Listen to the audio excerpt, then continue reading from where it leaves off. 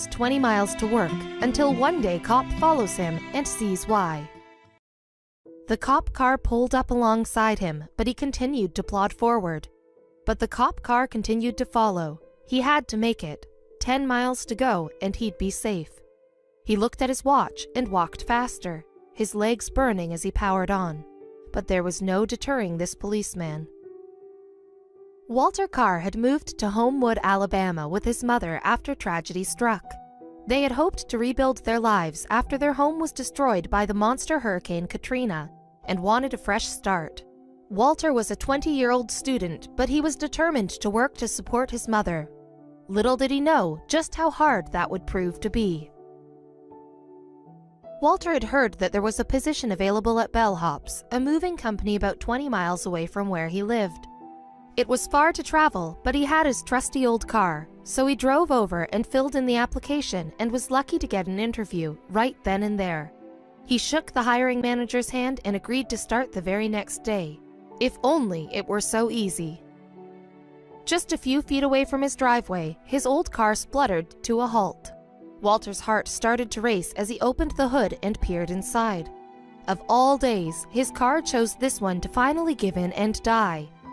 To his dismay, smoke poured from the engine and he knew that there would be no starting it again.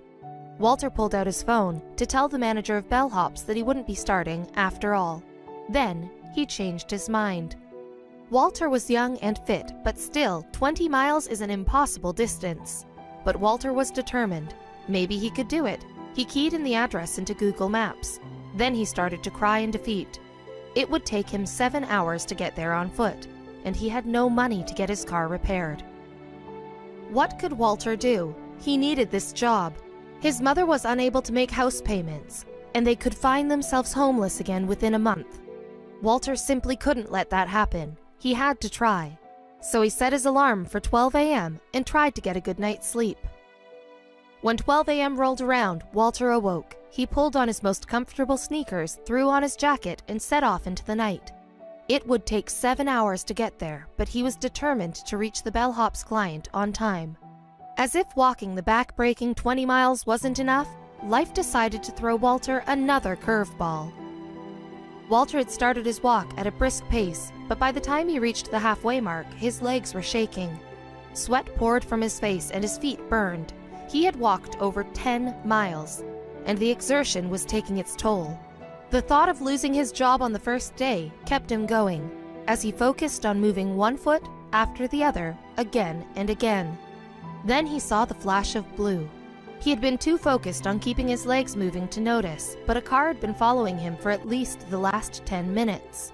It was 4:20 a.m. and he still had miles and miles to go. Then the car flashed its light and blared its short warning siren, and he knew they were there for him. Walter turned his head to see the cop car rolling up beside him. "Where are you rushing off to, buddy?" the cop asked, pointedly. He had had a rough and late night on parole duty, and the last thing he wanted was more trouble. Walter, gasping for breath, tried to answer him without breaking his stride. He was all too aware that the clock was ticking. The cop had seen enough and ordered Walter into the car. He didn't care to find out what this young man was doing in the street at this late hour. As far as he was concerned, he was up to no good. But when Walter mustered enough breath to tell him the reason for his late-night walkabout, his eyes widened in disbelief.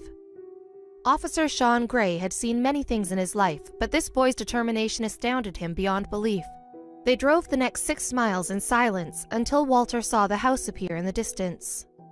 Relief crashed over him like a wave. He had made it before time had run out. He thanked Officer Gray and shakily got out of the car.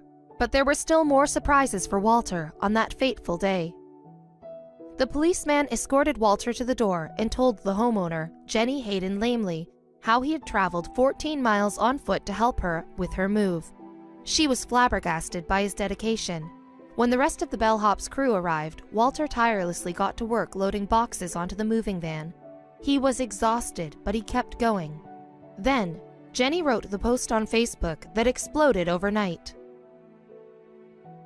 Jenny's Facebook post read, "Yesterday was a long day, but a good day. Chris and I woke up around 5:45 a.m. to get everything staged and ready for our movers. Around 6:30 a.m. the doorbell rang. It was a police officer. He proceeded to tell us that he had picked up this nice kid in Pelham early this morning. The nice kid, Walter, said he was supposed to help us with our move today. It was his first day with his moving company, Bellhops, and he was training today. The officer proceeded to tell us that the previous evening, Walter's car broke down and he didn't know how he was going to get to work. So he left Homewood at midnight and started walking to Pelham on 280. He walked all night to get from Homewood to Pelham because he needed to get to work. Jenny was so awed by Walter's determination to get to his job that she started a GoFundMe account to raise the money he needed to repair his car. The target was set at $2,000, but when the Nietzens read Jenny's heartfelt post, the original amount was exceeded by a whopping $32,000. But soon after, Walter's actions got the attention of Bellhop's CEO, Luke Marklin.